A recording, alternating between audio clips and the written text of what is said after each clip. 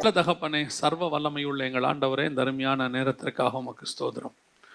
மகிமையின் தேவன் இம்மட்டுமாய் எங்கள் மத்தியிலே துதிகளையும் ஸ்தோத்திரங்களையும் ஆராதனைகளையும் அங்கீகரித்ததுக்காக உமக்கு நன்றி.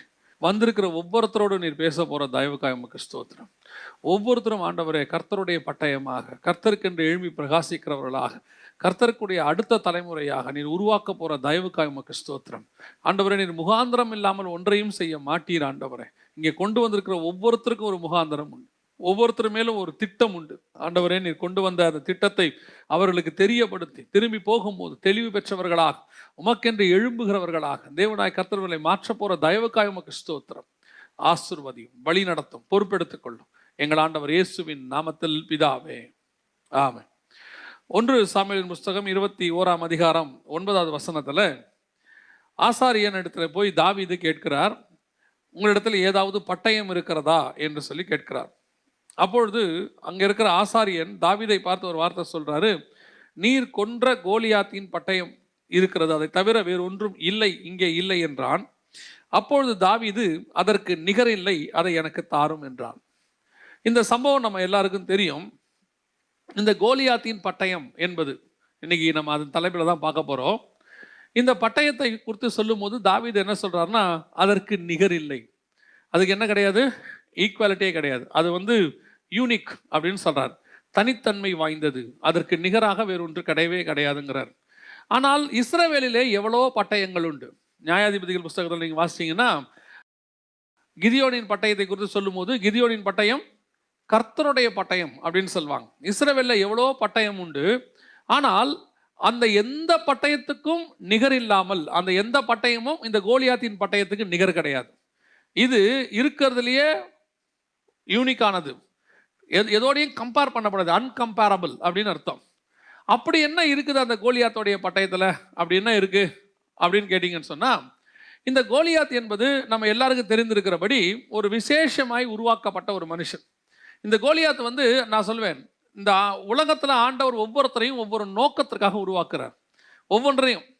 இப்போ தாவீதோடைய வாழ்க்கையில நீங்க பாத்தீங்கன்னு சொன்னா, தாவீது உருவாக்கப்பட்டதற்கு ஒரு நோக்கம் இருக்கு, அவன் பிறக்கிறதுக்கு முன்னாடியே ஒரு நோக்கம் இருக்கு. என்ன காரணம் அப்படின்னு கேட்டீங்கன்னு சொன்னா, மத்தேயு எழுதின சுவிசேஷம் 1வது அதிகாரத்தை நீங்க வாசித்துக்கிட்டே வந்தீங்கன்னா அங்கே ஒரு ஜீனியாலஜி இருக்கு. அதாவது என்ன சொல்லணும்னா, ஆபிரகாம் ஆகியன் குமாரனாகிய தாவீதின் குமாரனான இயேசு கிறிஸ்துவின் வம்ச வரலாறுன்னு ஆரம்பிச்சு அந்த இடத்துல எல்லாத்தையும் சொல்லிக்கிட்டே வருவாங்க. சொல்லிக்கிட்டே வரும்போது தாவீதை பத்தி மட்டும் சொல்லும் போது வேற மாதிரி சொல்லுவாங்க. அங்க என்ன சொல்லுது பாருங்க, 6வது வசனம், 1ஆம் அதிகாரம் 6ஆம் வசனம், ஈசாய் தாவீது ராஜாவை பெற்றான் அப்படின்னு இருக்கு. என்ன ஒரு ஆச்சரியம் அப்படின்னு கேட்டீங்கன்னு சொன்னா, தாவீதுக்கு அப்புறம் பிறந்த எல்லாருமே இளவரசரா பிறந்தவங்க. அதுக்கப்புறம் பிறந்த எல்லாருமே இளவரசர். சாலமோன் இளவரசன், பிறக்கும் போது அவங்க எல்லாம் ராஜகுமாரன், அவ்வளவுதான். ஆனா தாவீது மட்டும்தான் பிறக்கும் போது மெய்ப்பனாக பிறந்தவன், அவன் ராஜாவாக பிறக்கல. ஆனா இந்த இடத்துல வசனம் சொல்லுது, ஈசா யாரை பெற்றான், தாவீது ராஜாவை பெற்றான் அப்படின்னு. அப்ப தாவீதை மட்டும் ஏன் அந்த இடத்துல பர்டிகுலரா ராஜான்னு மென்ஷன் பண்ணி இருக்குது அப்படின்னு கேட்டீங்கன்னா, தாவீது பிறக்கிறதுக்கு முன்பதாகவே ஒரு ராஜா வேண்டும் என்று கருதப்பட்டு அதற்கென்று உருவாக்கப்பட்டவன் தான் தாவீது. எப்படி சொல்றீங்க அப்படின்னு கேட்டீங்கன்னா, ஒரு சின்ன கணக்கு இருக்கு.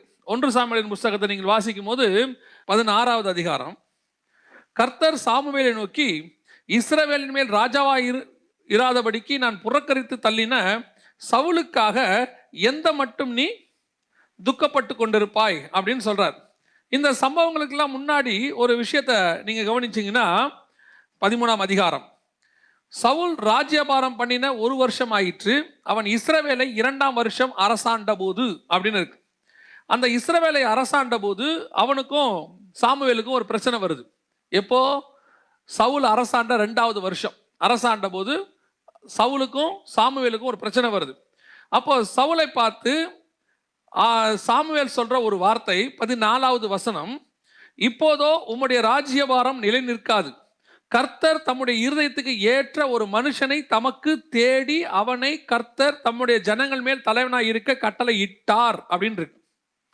கட்டளை இட்டுட்டாரு. எப்போ, சவுல் ராஜ்யபாரம் பண்ணின 2வது வருஷத்துல நடந்த சம்பவம். என்ன ஆச்சரியம்னா, சவுல் ராஜ்யபாரம் பண்ணது 40 வருஷம். அதுக்கப்புறம் எத்தனை வருஷம் ராஜ்யபாரம் பண்ணியிருக்கிறாரு, 38 வருஷம் ராஜ்யபாரம் பண்ணியிருக்கிறாரு. தாவீது ராஜாவாகும் போது அவருக்கு வயசு 30.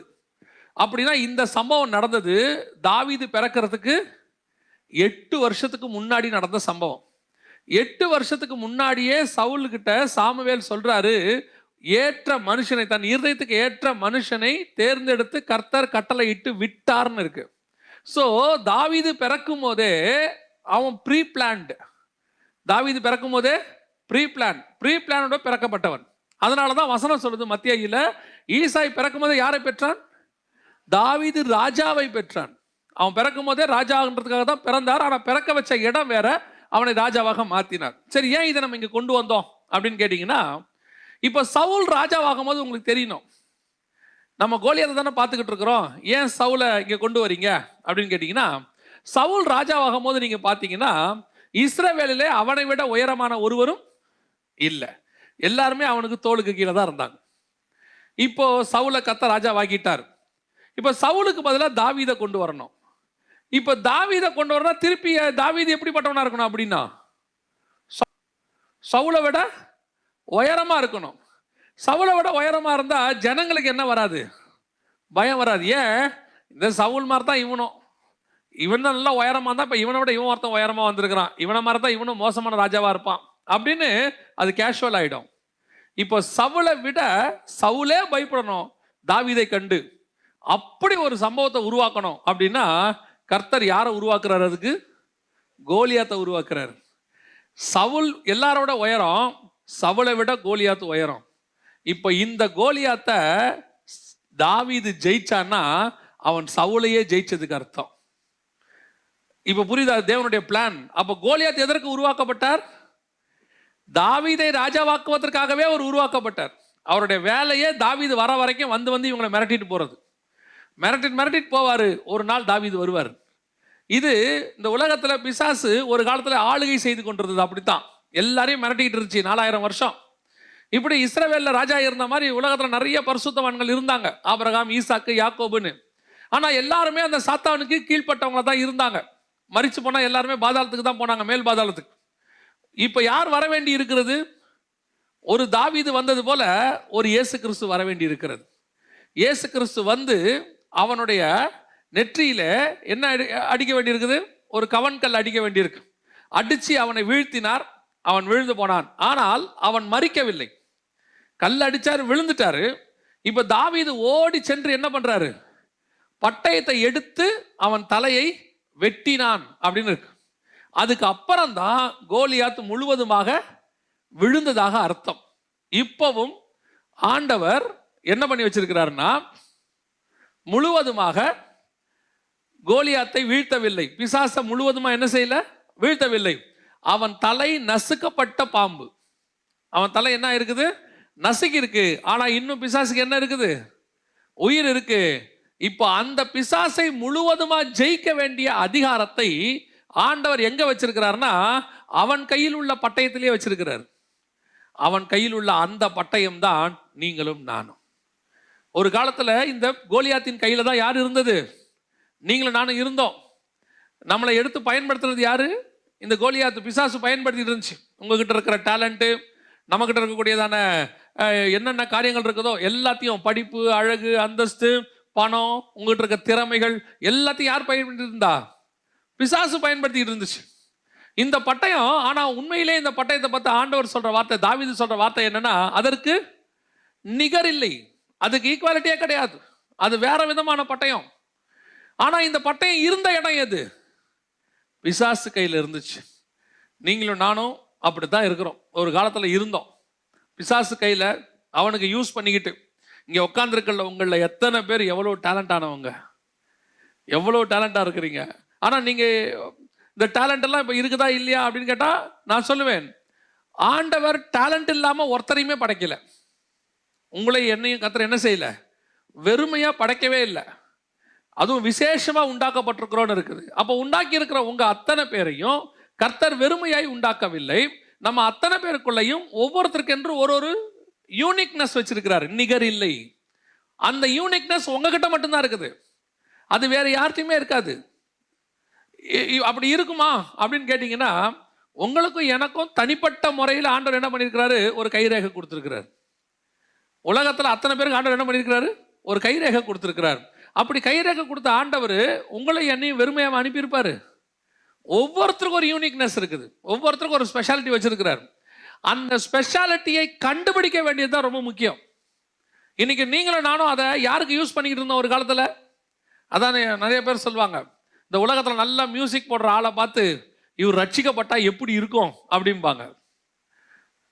நான் எப்படி எடுத்துப்பேன்னா, ஒரு பிரபலமான ஆள் ரட்சிக்கப்பட்டு வந்து இயேசுவை ஏற்றுக்கொண்டு அவர் இயேசுவை பற்றி சாட்சி சொல்றதை விட, பிரபலமே இல்லாதவன் இயேசுவை ஏற்றுக்கொண்டு அவனை இயேசு பிரபலப்படுத்துறார் பாருங்க, அதுதான் இருக்கிறதுலே பெரிய சாட்சி. நான் இதை குறைவா மதிப்பிடலை, நீங்க தப்பா எடுத்துடக்கூடாது. இதை நான் குறைவா மதிப்பிடலை. ஒரு பெரிய மியூசிக் டைரக்டரோ ஒரு பெரிய பின்னணி பாடகரோ எல்லாருக்கும் தெரிஞ்சவர் ரட்சிக்கப்பட்டார்னா நம்ம ஆட்கள் உடனே என்ன பண்ணுவாங்கன்னா அவரை அப்படியே தூக்கி மேடையில் ஏற்றிடுவாங்க. ஏன் அவர் ரட்சிக்கப்பட்டார் அப்படின்னு சொல்லிட்டு. என்னை பத்திரிக்கை அது ராங், அது ஒரு தவறான முன்னுதாரணம். ஏன்னா இவங்க ஆண்டவர் அவர் ஏற்றுக்கொண்ட உடனே மேடையில் ஏற்றிடுறாங்க. 3 மாதம் 6 மாதம் 1 வருஷத்துக்குள்ள. அவர் அதுக்கப்புறம் 2 வருஷத்துல பின்மாற்றம் அடைஞ்சிடுறாரு. அந்த மாதிரி பிரபலமான ஆட்களை மேடையில் ஏற்றி பின்மாற்றம் அடைஞ்சு போனவங்க எத்தனையோ பேர் இருக்கிறாங்க. ஆண்டவருக்கு தேவை பிரபலமானவன் இல்லை. தேவன் நினைச்சா யாரையும் ஓவர் நைட்ல, ஒரே நாள் நைட்ல பிரபலமாய் மாற்ற வல்லமை உள்ள தேவனாகவே இருக்கிறார். தேவனுக்கு பிரபலப்படுத்தணுங்கிறது அவரோட நோக்கமே இல்லை. தேவன் நம்முடைய பேரை பெருமைப்படுத்துவார். அதெல்லாம் மட்டம் தட்டணும்னா நினைக்க மாட்டார் நம்முடைய ஆண்டவர். ஆனா ஆண்டவர் நினைக்கிறது என்ன, அதற்கு தகுதி வாய்ந்தவள் நீங்க நான் இருக்கணும். அப்போ உங்களுக்கும் எனக்கும் உள்ள ஆண்டவர் ஒரு மிக முக்கியமான ஒரு டேலண்ட்டை வச்சிருக்கிறார். கோலியாத்தின் பட்டயத்திற்கு நிகர் இல்லைன்ற மாதிரி உங்களுக்கு நிகர் நீங்க தான். உங்களுக்கு என்று கர்த்தர் சில காரியங்களை வச்சிருக்கிறார். ஆனா அது யார் கையில இருக்குதுங்கிறதா முக்கியம். இந்த பட்டயம் ஒரு காலத்துல பிசாசின் கையில இருந்துச்சு. உங்களை என்னையும் எடுத்து பிசாசு யூஸ் பண்ணிக்கிட்டு இருந்தான். நம்ம நல்ல கவிதை எழுதோம்னா கவிதை யூஸ் பண்ணிக்கிட்டு இருந்தான். நம்ம சில ஆட்கள்லாம் உட்காந்து நல்ல குரல் வளம் இருக்கும், பார்த்தீங்கன்னா சினிமா பாட்டு பாடிட்டு இருப்பாங்க உட்காந்து. சிலர்லாம் ட்ரெயினில் பார்ப்பேன், ட்ரெயினில் உட்காந்து இந்த காசு வாங்குறதுக்காக அதை என்ன பண்ணிட்டு இருப்பாங்க, சினிமா பாட்டு பாடிட்டு இருப்பாங்க. ஆனால் அவங்களுக்கு என்ன வளம் இருக்குது, நல்ல குரல் வளம் இருக்குது. ஆனால் அந்த பட்டயம் யார் கையில் இருக்குது, பிசாசின் கையில் இருக்குது. பிசாசுக்கு முன்பாக அந்த பட்டயம் ஓங்கின நிலையில் இருக்குது. இப்போ ஆண்டவர் என்ன சொல்றாருன்னா, அந்த பட்டயத்தை எடு. எதற்காக? அந்த பட்டயம் எனக்கு வேண்டும். நீங்களும் நானும் யாருக்கு வேணும்? தேவனுக்கு வேணும். தேவன் நம்மளை எடுத்து பயன்படுத்த விரும்புகிறார். அதுவும் இந்த கடைசி காலத்துல நான் பார்க்கிறேன், எல்லா கட்சிகளும், எல்லா மத குழுக்களும், எல்லா தீவிரவாத குழுக்களும் வாலிபர்களை தான் முன்னிறுத்தி எடுக்கிறாங்க. காரணம் என்னன்னா, வாலிபர்கள் இருந்தாங்கன்னா பெரிய மாற்றத்தை கொண்டு வர முடியும். அவங்க என்ன செய்யறாங்க, நினைக்கிறாங்க. வாலிபர்களை பழக்க வைக்கிறாங்க, உருவாக்குறாங்க. யோசித்து பாருங்க, அந்த வாலிபர்கள் எல்லாம் தேவ சாயலாய் உண்டாக்கப்பட்டவர்கள், தேவனுடைய சிருஷ்டிப்பு. ஆனா இப்ப அவங்க யார் கையில் இருக்கிறாங்க? கோலியாத்தின் கையில் இருக்கிறாங்க, பிசாசின் கையில் இருக்கிறாங்க. இப்ப அவங்கள வச்சுக்கிட்டு தான் பிசாசு யாரை மிரட்டிக்கிட்டு இருக்கிறான்? தேவ ஜனங்களை மிரட்டிக்கிட்டு இருக்கிறான், உங்களை என்னையும் மிரட்டிக்கிட்டு இருக்கிறான். இப்ப நம்ம என்ன நினைக்கிறோம், நமக்கு எதிராக நிற்கக்கூடிய வாலிபர்கள் பல குழுக்களாக, மதவாத குழுக்களாக எழும்பி நின்று நமக்கு எதிராக போராடி அடிக்க வரும்போது நாம அந்த குழுவின் பேரை தான் சொல்றோம், இவங்க அடிக்கிறாங்க அவங்க அடிக்கிறாங்கன்னு சொல்லி. ஆனா அது உள்ள இருக்கிற வாலிபர்கள் யார் தான்? தேவனால் உருவாக்கப்பட்டவர்கள் தான். அவர்களும் தேவனால் சிருஷ்டிக்கப்பட்டவர்கள் தான், தேவ சாயலாய் படைக்கப்பட்டவங்க தான். ஆனால் அவர்கள் இப்பொழுது இருக்கிற இடம் எங்க இருக்கு? கோலியாத்தின் கையில் இருக்கிறாங்க. இதே மாதிரி தான் நீங்களும் நானுமே இருந்தோம் ஒரு காலத்துல. இப்ப அந்த பட்டயத்தை எடுத்து தாவீது கைக்கு அந்த பட்டயம் வரணும். தாவீது கைக்கு வந்தாதான் அதை வச்சு கர்த்தர் யாரை வீழ்த்த விரும்புறாரு? கோலியாத்தையே வீழ்த்த விரும்புறார். பிசாசின் ராஜ்யம் உடைக்கப்பட வேண்டுமானால் ஆண்டவர் நினைச்சார்னா தேவ தூதர்களை வச்சு நிமிஷத்துல என்ன பண்ணிடுவாரு? இந்த பூமியை நிர்மூலம் பண்ணி அழிச்சு ஒழிச்சு புதிய பூமி புதிய வனம் உண்டாக்கிடுவார். ஆனா கர்த்தர் விரும்புறது என்ன தெரியுமா? என்னுடைய பட்டயம் ஒன்று கோலியாத்தின் கையில் இருக்கு. அந்த பட்டயம் நிகரில்லாத பட்டயம். அது மட்டும் என் கைக்கு வந்துருச்சுன்னா இந்த கோலியாத்தை நான் வீழ்த்துவது வெகு எளிது. அந்த கோலியாத்தை அவர் ஏற்கனவே தலையில அடிச்சிட்டார், அது விழுந்துருச்சு. ஆனா இப்ப அதை ஜெயிக்கக்கூடிய, அவன் தலையை வெட்டக்கூடிய பட்டயம் நீங்களும் நானுமாய் தான் இருக்கிறோம். அதுக்கு தான் கர்த்தர் உங்களை கொண்டு வந்து இங்க வச்சிருக்கிறார். நீங்க எதற்காக உருவாக்கப்பட்டீங்க? நீங்க இன்ஜினியர் ஆகிறதுக்கு, டாக்டர் ஆகிறதுக்கா? படிக்கிறது தப்பு அப்படின்னு நான் சொல்லவே மாட்டேன். படிக்கிறது நல்லது. நீங்க பாட்டு கத்துக்கிறது நல்லது. நீங்க 2-3 மொழிகள் கற்றுக்கொள்வது நல்லது. நிறைய புக்ஸ் படிப்பது நல்லது, எதுவுமே தவறானதே கிடையாது. ஆனா ஒன்று, இது எல்லாத்தை விட நான் ஏன் இந்த உலகத்திற்கு அனுப்பப்பட்டேன், என்னை ஏன் பட்டயமா செஞ்சிருக்கிறாங்க, நான் யார் கையில் இருக்கிறேங்கிறது ரெண்டாவது, என்னை ஏன் ஆண்டவர் இந்த பூமிக்கு கொண்டு வந்தாரு, என்னை கொண்டு வந்ததனுடைய நோக்கம் என்ன அப்படிங்கிறத நீங்கள் நானும் புரிஞ்சுக்கணும். அந்த தேவ சித்தத்தை தேவன்கிட்ட கேட்டு வாங்கினா மட்டும்தான் உங்களுடைய என்னுடைய வாழ்க்கையினுடைய ஆவிக்குரிய திட்டம் ஃபுல்ஃபில் ஆகும். எத்தனையோ டேலண்ட் ஆனவங்க உலகத்துக்கே சேவை செஞ்சுட்டு கடைசி வரைக்கும் செத்து போயிட்டாங்க. அவங்களால தேவனுக்கு எந்த விதமான பிரயோஜனம் இல்லை. அதனால ஒரு ஆத்மா பரலோகத்துக்கு போச்சா, அதனால ஒரு ஆத்மா மீட்கப்பட்டதா? எத்தனையோ நல்லா பாடுறவங்க சினிமாவில் இருக்கிறாங்க, அவங்க பாடுறதுனால ஒருத்தன் மனம் திரும்பினானா, ஒரு வியாதியஸ்தன் சுகமாகி இன்னிலிருந்து நான் உலகத்தை வெறுத்து பாவத்தை விட்டுட்டேன்னு சொல்ல போறானா? கிடையாது. ஆனால் உங்களாலையும் என்னாலையும், அதான் நான் எப்பவும் சொல்வேன், ஃபாதர் பெர்க்மன்ஸ் பாடுறாரு, பெரிய சினிமா பின்னணி பாடகர்கள் அளவுக்கு ஒரு பயங்கரமான குரல் அவருக்கு இருக்குதானா? கிடையாது. அந்த அளவுக்கு பெஸ்ட் குரல்லாம் கிடையாது. சரி, அவருடைய குரலுக்கு அந்த வார்த்தைகளில் மற்றவங்க எழுதுகிற மாதிரி கவிதை ஆழமான கவிதை இருக்குதா? இல்லை. ஆனால் ஒன்று இருக்கு, நரகத்துக்கு போகிற மனுஷனை மீட்டெடுத்து பரலோகத்துக்கு கொண்டு போகக்கூடிய அபிஷேகம் அதிலே காணப்படுகிறது. அதுதான் அந்த கோலியாத்தின் பட்டயம் கர்த்தருடைய கைக்கு, தாவீதின் கைக்கு வரதுக்கு வித்தியாசம். கோலியாத்தின் கையில் இருந்தால் அது தேவ ஜனங்களுக்கு விரோதமாய் போராடும். அதே பட்டயம் தாவீதின் கைக்கு வந்தால் பெலிஸ்தர்களுக்கு விரோதமாய் போராடும். இப்ப நீங்களும் நானும் எந்த இடத்துல நம்மளோட டேலண்ட்டை யூஸ் பண்ணிட்டு இருக்கிறோம் கொஞ்சம் பாருங்க. பயங்கரமா சில வாலிபர்கள்லாம், கிறிஸ்தவ வாலிபர்கள் இருக்கிறாங்க, இவங்கெல்லாம் என்ன நினைக்கிறாங்கன்னா, சினி ஃபீல்டுக்கு போனாதான் நாங்க ஷைன் ஆக முடியும், எங்களுடைய டேலண்ட்டுக்கு தீனி போடுற இடம் அங்கதான் இருக்குது, அது ஒரு நல்ல பிளாட்ஃபார்ம். நான் சொல்றேன், சினி ஃபீல்டுக்கு போனா உங்களுக்கு 2 தான் கிடைக்கும். சினி ஃபீல்டுக்கு போனீங்கன்னா உங்களுக்கு 2 கிடைக்கும். ஒன்று புகழ், நல்ல புகழ் கிடைக்கும், மேபி நீங்க அதுல நம்பர் 1 பிளேஸ் கூட வரலாம்.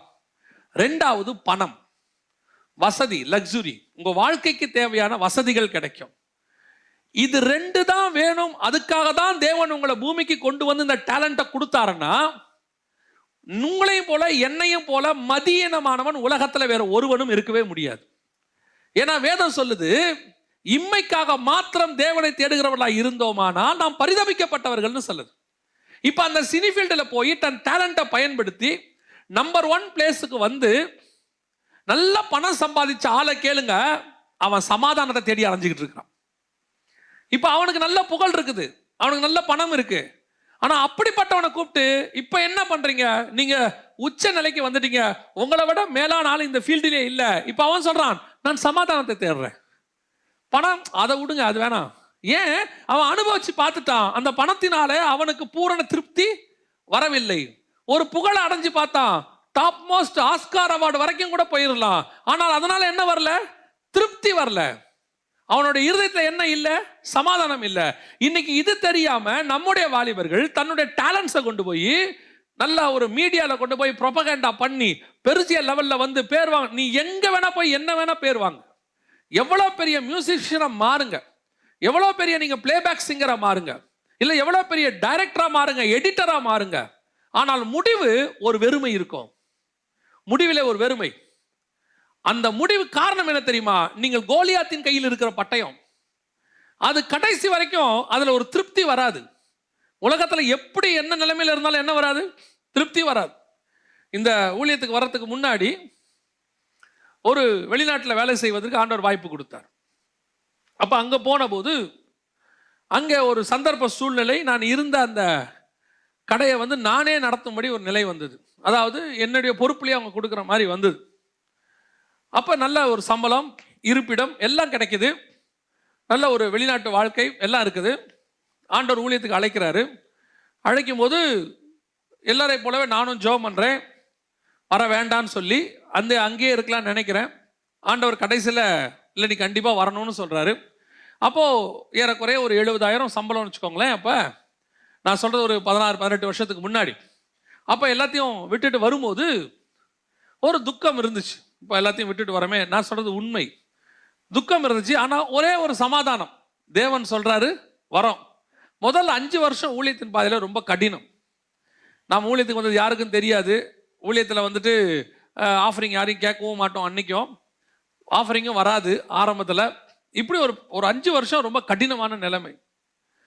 அதற்கு பிறகு கொஞ்சம் கொஞ்சமாக கர்த்தர் ஆசீர்வதிக்க ஆரம்பித்தார். அந்த 5 வருஷத்தில் 2-3 தடவை ட்ரை பண்ணேன், திருப்பி நம்ம வெளிநாட்டுக்கே போயிடலாம், இது ரொம்ப கஷ்டம் ஊழியம் பண்ணுறது அப்படின்லாம் முடிவெடுத்தேன்.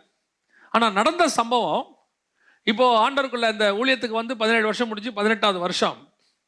ஆனால் நான் தைரியமாய் சொல்லுவேன், மன திருப்தியோடு சொல்லுவேன், இந்த ஊழியத்தில் இருக்கக்கூடியதான இந்த ஒர்க் சாட்டிஸ்ஃபேக்ஷன் வேற எதுலையும் வருவதற்கு வாய்ப்பே கிடையாது. அவ்வளவு ஒரு திருப்தி இருக்கிறது. இந்த ஊழியத்தில் வரக்கூடிய சாட்சிகள், சிலர் ஃபோன் பண்ணுவாங்க, சிலர் லெட்டர் அனுப்புவாங்க, சிலர் மெயில் பண்ணுவாங்க. அதெல்லாம் கேட்கும்போது நான் என்னதான் அந்த வெளிநாட்டில் சம்பாரிச்சு என் குடும்பத்தை நான் காப்பாற்றி இருக்க முடியும், என் அளவில் நான் திருப்தியாக வாழ்ந்திருக்க முடியும். ஆனால் இப்பொழுது எனக்கு கிடைத்திருக்கிற இந்த மன நிறைவு, இது எனக்கு நிச்சயமாக கிடைத்திருக்காது. ஏன்னா என் கூட வேலை பார்த்தவங்க எல்லாருமே ஆண்டவரை ஏற்றுக்கொள்ளாதவங்க இப்போ வந்துட்டாங்க. வந்துட்டு அவங்க வெவ்வேறு நாட்டுக்கு ட்ரை பண்ணுறாங்க, சிலர் வெளிநாட்டுக்கு போயிட்டாங்க. ஆனால் இன்னும் அவர்களுக்குள்ள என்ன வரவில்லை? ஒரு ஆத்ம திருப்தி வரவில்லை. இந்த ஒர்க் சாட்டிஸ்ஃபேக்ஷன் அப்படின்னு சொல்லுவாங்க. இந்த ஒர்க் சாட்டிஸ்ஃபேக்ஷன் தேவனுக்குள்ளாக இருக்கிறதான அந்த நிறைவு, அந்த பட்டயம் தேவனிடத்தில் வரும்போது தான் இருக்கும். அந்த பட்டயம் கோலியாத்தில் இருக்கும்போது இருக்காது. நீங்க உலகத்துக்கு எவ்வளவு வேலை பார்த்தாலும், எவ்வளவு சம்பாதிச்சாலும், எவ்வளவுதான் நீங்கள் திருப்தி அடைந்தாலும் முடிவிலே உங்களுக்குள்ள ஒரு வெறுமை வரும். அந்த வெறுமையை நீங்க 60 வயசுல அனுபவிக்கிறத விட இப்பவே நீங்கள் தேவனுடைய கைக்கு இருக்கிற பட்டயமாய் மாறிவிட்டீர்களானால், இப்பவே கர்த்தர் உங்களை நிகரில்லாதவர்களாய் மாற்றுவதற்கு வல்லமையுள்ள தேவனாக இருக்கிறார். ஒரு பெரிய பிலாசபர் ஆகணும் அப்படின்னா ஒரு அளவுக்கு நல்லா படிச்சு கிடிச்சு அவர் வாழ்க்கையில அனுபவம் பெற்று அனுபவசாலியாகி ஒரு வெள்ளத்தாடி வந்த பிறகு பேசினாதான் அவரோட பிலாசபி எடுபடும். அப்படிதானே? அப்பதான் அந்த பிலாசபி எடுபடும். இல்லைன்னா ஒரு சின்ன பையன் சொல்லும் போது அசட்டை பண்ணப்படும். என்ன அசட்டை பண்ணுவாங்க? என்னடா இவன் ஒரு சின்ன பையனா இருக்கான், இவன் சொல்றானே. இயேசுவே பாருங்க, 30 வயசுல அவர் பேச ஆரம்பிக்கும் போது அசட்டை பண்றாங்க, தச்சனின் மகன் அல்லவா. ஆனா அடுத்த 3 வருஷம் பரிசுத்த ஆவியானவர் அவரை நிறைவாய் நடத்தி முடிக்கும் போது இயேசு கிறிஸ்துவினுடைய வார்த்தை வேதமாய் மாறுகிறது. 33 வயசுல ஒரு வாலிபன் சொன்ன வார்த்தை இன்னைக்கு மொத்த உலகத்தையும் பரலோகத்துக்கு கூட்டு போகக்கூடிய வார்த்தையாக மாறிவிட்டது. ஒரு 30 வயசு 35 வயசுல ஒரு வாலிபன் பவுல் எழுதின லெட்டர், அவருடைய 45-50 வயசுக்குள்ள அவன் எழுதின லெட்டர் இன்னைக்கு நம்ம அத்தனை பேரையும் பரலோகத்துக்கு கூட்டிட்டு போகக்கூடியதான ஒரு பெரிய டாக்குமெண்டாக மாறிவிட்டது. ஒரு 16-20 வயசுக்குள்ள ஒரு ஸ்தேவானுங்கிற வாலிபன், அவனுடைய மரணம் எத்தனையோ வாலிபர்களை இரத்த சாட்சிகளை மறுத்து எழுப்பி நிற்கக்கூடிய அளவிற்கு அவருடைய மரணம் சாதித்து விட்டது. இதே மரணத்தை நீங்கள் உலக பிரகாரமாய் அடைந்தீர்களானால் எந்த திருப்தியும் உங்களுக்கு இருக்காது. இப்ப யோசித்து பாருங்க, ஒரு 60 வயசு பிலாசபர் சொல்ல வேண்டிய பிலாசபிய ஒரு 30 வயசுல 40 வயசுல பவுலும் பேதுருவும் யோவானும் எழுதும் போது அது வேதமாக மாறுது. அப்படின்னா இந்த மாற்றம் எதனால வந்தது? இதுவே நாம உலகத்துக்குள்ள இருந்திருந்தோம்னா இந்த மாற்றம் வந்திருக்காது. உலகத்தின் கையில இருந்தோம்னா அநேகரை அது ரட்சித்திருக்காது. ஆனா உங்க டேலண்ட் யூஸ் ஆயிருக்கும். திருப்பி நான் அதுதான் சொல்றேன், உங்க டேலண்ட் யூஸ் ஆயிருக்கும், புகழ் வந்திருக்கும், பணம் கிடைச்சிருக்கும். ஆனால் ஒரு கூட்டத்தை பரலோகத்துக்கு கூட்டிட்டு போனோங்கிற ஒரு சாட்டிஸ்பாக்சன் இருக்குல்ல, அது நிச்சயமாகவே அந்த பட்டயம் தேவன் கையில வந்தா மட்டும்தான் அதுக்கு மாறும். நீங்க ஆண்டவர்கிட்ட நின்று பாடி பாருங்க, அந்த பாட்டுல இருக்கிறதான பிரசன்ஸும் நீங்க ஒரு ஸ்டேஜ்ல நின்று பாடி பாருங்க, சினிமா ஸ்டேஜ்ல லைட் மியூசிக்ல, அதுலயும் சந்தோஷம் இருக்கும். அந்த சந்தோஷமும் ஒன்று இருக்கும். எல்லாம் கை தட்டுவாங்க, ஒன்ஸ் மோர்னு கேட்பாங்க, திருப்பி பாட சொல்லுவாங்க. அப்படியே நீங்க அந்த சினிமாவில் பாடினவர் மாதிரியே நீங்க பாடுறீங்கம்பாங்க. எல்லாம் உண்மைதான். ஆனா அந்த ஸ்டேஜை விட்டு கீழே இறங்கின உடனே வெறுமை வந்துடும். நான் சொல்றேன், வறுமை வந்துடும். ஆனா இந்த பிரசங்கத்தை முடிச்சுட்டு இறங்கும் போது ஒரு நிறைவு வரும், வெறுமை வராது, ஒரு நிறைவு வரும். இன்னைக்கு ஆண்டவருடைய வார்த்தையை பேசணும், கர்த்தர் கொடுத்தாரு, இது ஒரு சிலரை தொடும் அப்படிங்கிறதான ஒரு நிறைவு இருக்கும். சில வாரங்களுக்கு முன்பாக ஆண்டவர் ஒரு செய்தியை கொடுத்தார். அந்த செய்தியை உட்காந்து ப்ரிப்பேர் பண்ணிட்டு, எந்த ஒரு செய்தியுமே ப்ரெசன்ட் பண்ணி முடிகிற வரைக்கும் எனக்கு கொஞ்சம் பயம் இருக்கும். நான் சொன்னால் யாரும் நம்பவும் மாட்டாங்க. அதை அந்த ப்ரெசன்டேஷன் முடிக்கிற வரைக்கும் ஒரு பயம் இருக்கும். அப்போ அந்த செய்தியை ப்ரெசன்ட் பண்ணி முடித்த உடனே அது இறங்கும் போது மனசுக்குள்ள ஒரு நிறைவு, சந்தோஷம். ஆனால் எனக்கு ஒரு சந்தேகம், இந்த செய்தி நிறைய பேருக்கு புரியுமா? ஏன்னா இது கொஞ்சம் டெப்த்தாக இருக்குது. ஏன்னா நம்ம படிக்கும் போதே நமக்கு கொஞ்சம் கஷ்டமாக இருந்துச்சு, புரியுமா அப்படின்னு யோசிச்சுட்டு விட்டுட்டேன். போன வாரம் ஒரு பெரிய ஆட்களை பார்க்க வேண்டி இருந்தது. அவங்கள போய் பார்க்க போனோம். பர்டிகுலராக அந்த செய்தியை சொல்லி, இந்த செய்தியெல்லாம் நீங்கள் எப்படி ப்ரிப்பேர் பண்ணுறீங்க அப்படின்னு கேட்டாங்க. கேட்டு அவங்க சொன்னாங்க, இது எத்தனை பேருக்கு புரியும்னு எனக்கு தெரியாது, ஆனால் நான் சொல்லியிருக்கிறேன் என் மகட்ட, நீ புரிகிற வரைக்கும் திருப்பி திருப்பி அதை கேட்டுக்கிட்டே இருன்னு நான் சொல்லியிருக்கிறேன். ஏன்னா அந்த செய்தி அவ்வளோ ஆழமான செய்தி, அவ்வளோ முக்கியமான செய்தின்னு சொன்னார். இந்த நிறைவு வேற எதுலையும் வரவே வராது. அது கர்த்தர் கொடுக்கிற நிறைவு. அந்த பட்டயம், இந்த பேச்சு திறமையா இருக்கட்டும், வேற எதுவானா இருக்கட்டும், உலகத்தில் இருக்கும்போது வேற, அது கோலியாத்து கையில் இருக்கு. இப்ப கர்த்தர் உங்களை எங்க எடுக்க விரும்புறாரு? தாவீதின் கைக்கு, தேவனுடைய கைக்கு எடுக்க விரும்புகிறார். இன்னைக்கு நம்ம கிறிஸ்டியன் ஃபீல்ட்ல நல்லா மியூசிக் போடுற ஒரு தம்பி இருந்தான். அவனை பத்தி ஹிந்து பேப்பர்ல ஒரு ஆர்டிக்கல் வந்திருந்தது. அவன் போட்டோவை போட்டு அவன் சொல்றான், நீங்க இப்ப சினிமாக்கு மியூசிக் போடுறதுக்கு முன்னாடி காஸ்பல் ஆல்பம்ஸ், அதாவது சுவிசேஷ இந்த மாதிரி சிடிகளுக்கு மியூசிக் போட்டுக்கிட்டு இருந்தீங்களே, அதை பத்தி நீங்க என்ன நினைக்கிறீங்க அப்படின்னு சொல்லி அவன் சொல்றான், நான் சினிமாவுக்கு வருவதற்கு படிக்கட்டாக அதை பயன்படுத்தி கொண்டேனுங்கிறான். I use this gospel album as a platform for the சினிமான்னு சொல்றான். நான் இதை ஒரு படிக்கட்டை போல பயன்படுத்தி கொண்டேன். என்ன மனசுல நினைச்சேன், அவன் கர்த்தரிடத்துல வராத வரைக்கும் அவனோட நிலைமை ரொம்ப கடினம். ஏன்? அவன் கர்த்தரை யூஸ் பண்ணி பிசாசுக்கு ஊழியம் பண்ண போயிருக்கான். அவன் கர்த்தரை யூஸ் பண்ணி பணம் சம்பாதிக்க போயிருக்கான். கர்த்தரை யூஸ் பண்ணி அநேகரை இச்சையில விழ வைக்க போயிருக்கான். அவன் சொல்றான், I use this gospel album as a media platform அப்படிங்கிறான். கவனிச்சு கொள்ளுங்க, உங்களை என்னையும் கர்த்தர் கொண்டு வந்தது இதை பிளாட்ஃபார்மா யூஸ் பண்ணி உலகத்துல பிரகாசிக்கிறதுக்கு அல்ல. இது பிளாட்ஃபார்மும் இல்லை, இது கர்த்தருக்கென்று பயன்படுவதற்கு ஆண்டவர் உங்களை என்னையும் கொண்டு வந்திருக்கிறார். என்னை பொறுத்த வரைக்கும் நான் சொல்லுவேன், இதெல்லாம் இன்ஸ்ட்ருமெண்ட். இங்க இருக்கிற இந்த கீபோர்டு இதெல்லாம் ஒரு இன்ஸ்ட்ருமெண்ட். ஆனா உண்மையிலேயே நீங்களும் நானும் தான் அவருக்கு இன்ஸ்ட்ருமெண்ட். ஏன் தெரியுமா? இதெல்லாம் இல்லாமையே சிறைச்சாலையில பாடினா ஒரு குடும்பத்தை ரட்சித்துடலாம்.